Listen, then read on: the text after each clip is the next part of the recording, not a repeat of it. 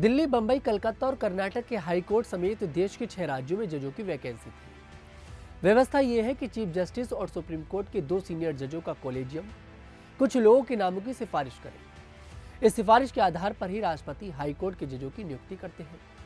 इसी क्रम में बॉम्बे हाई कोर्ट के लिए 3 नामों की लिस्ट सुप्रीम कोर्ट के कॉलेजियम के पास पहुंची। इस लिस्ट में आरती साठे, अजीत भगवान राव, कड़े थांकर और सुशील मनोहर गोडेश्वर का नाम था। चीफ जस्टिस BR गवाई के नेतृत्व वाले कॉलेजियम ने तीनों नामों की सिफारिश हाईकोर्ट के जज के लिए कर दी, लेकिन एक नाम को लेकर बवाल मच गया। वह नाम है आरती साठे का। हाई कोर्ट के जज के लिए आरती साठे के नाम की सिफारिश पर कांग्रेस समेत तमाम विपक्षी दल उबल पड़े हैं। उनका कहना है कि आरती साठे का संबंध बीजेपी से है।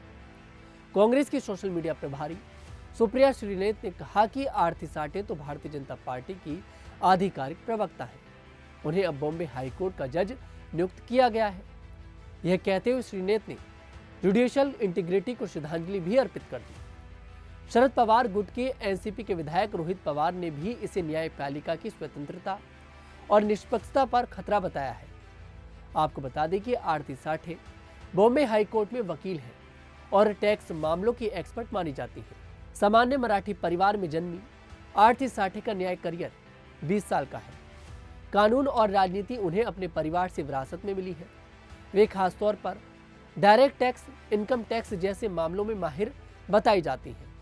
साठे ने सेबी, एसएटी, CESTAT और बॉम्बे हाई कोर्ट में फैमिली केस भी लड़े हैं। यहाँ तक तो सब ठीक है। हाई कोर्ट का जज बनने के लिए जो योग्यता चाहिए वे सब आरती साठे के पास है। भारतीय संविधान के आर्टिकल 217 के अनुसार किसी को भी अगर हाई कोर्ट का जज बनना है तो सबसे पहले उसे भारत का नागरिक होना चाहिए। दूसरा, उसके पास किसी मान्यता प्राप्त संस्थान से कानून की डिग्री होनी चाहिए। फिर उसे भारत राज्य क्षेत्र में कम से कम 10 साल तक किसी न्यायिक पद पर रहना चाहिए या हाई कोर्ट में कम से कम 10 साल तक वकील के तौर पर सेवाएं दी होनी चाहिए। यहाँ तक तो उनकी योग्यता पर विपक्ष भी सहमत है। आरती साठे बॉम्बे हाई कोर्ट में 20 साल से ज्यादा का अनुभव रखती है। सेबी और एसएटी में भी उन्होंने केस लड़े हैं, लेकिन फिर भी एक खास वजह से वह विपक्ष की नजर में जज बनने के योग्य नहीं है, क्योंकि वह एक राजनीतिक पार्टी से जुड़ी रही है जो महाराष्ट्र और देश की सत्ता में है। ऐसे में उनकी नियुक्ति से न्यायपालिका की निष्पक्षता पर खतरे की आशंका जताई जा रही है। दरअसल आरती साठे का परिवार भाजपा और आरएसएस से जुड़ा रहा है। उनके पिता अरुण साठे वरिष्ठ वकील के साथ साथ भाजपा के सक्रिय कार्यकर्ता भी हैं। भाजपा के शुरुआती सदस्यों में से एक अरुण साठे पार्टी की राष्ट्रीय कार्यकारिणी के मेंबर भी रहे हैं।